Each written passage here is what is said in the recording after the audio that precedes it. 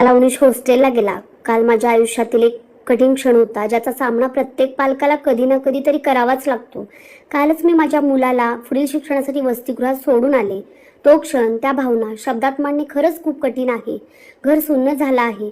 कालपर्यंत त्याच्या हसण्या रुसण्याने अख्खं घर गजबजलेलं असायचं. आज त्या घरात एक अनामिक शांतता पसरली आहे. घराचा प्रत्येक कोपरा, त्याचे कपडे, त्याचे अभ्यासाचे टेबल, त्याची खेळणी, सगळं काही त्याचीच आठवण करून देत आहे. असं वाटतंय की माझ्या काळजाचा एक तुकडा मी तिथेच ठेवून आले आहे. मनातील ती घालमेल. हॉस्टेलच्या खोलीत त्याची बॅग ठेवताना हात थरथरत होते. त्याला मिठी मारताना डोळ्यातले अश्रू लपवणे कठीण झाले होते. आई बाबा, मी राहीन ग व्यवस्थित, तुम्ही काळजी नका करू, असं जेव्हा त्याने मोठ्या धीराने सांगितले तेव्हा त्याचे ते खोटे धाडस पाहून माझे हृदय आणखीनच भरून आले. मनात शेकडो प्रश्न निर्माण होत होते. हा वेळेवर जेवेल का? याला एकटे वाटेल का? रात्री जाग आली तर तो कोणाला हाक मारेल?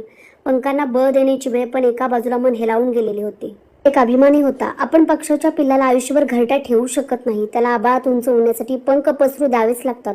त्याचे भविष्य घडवण्यासाठी, त्याला स्वावलंबी बनवण्यासाठी हा विरह गरजेचा आहे, हे मन स्वतःला समजावत होते.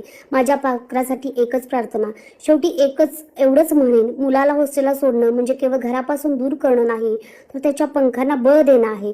आज घर रिकामं वाटत असलं तरी त्याचं भविष्य प्रकाशाने भरून जाणार आहे. हाच एक मोठा दिलासा आहे. थँक्यू.